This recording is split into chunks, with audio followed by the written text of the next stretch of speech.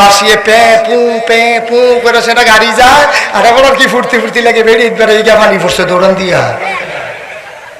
আপনি মনে করছেন এই বাসি সারা জীবন বাঁচবে? এই বাসি বাঁচবে না, কারণ আইতো না যে তা না, তবে হেতার আর বাসি হুইসেল দিয়ে রাস্তা ক্লিয়ার করতো না, হ্যাসরান দিয়া লাগবে। ঠিক কিনা কও?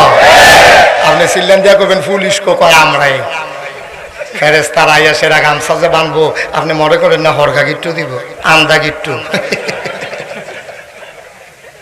কি কারবারতে যাইবো ভাই সাহেবের উফরে দিয়া। ঠিক কিনা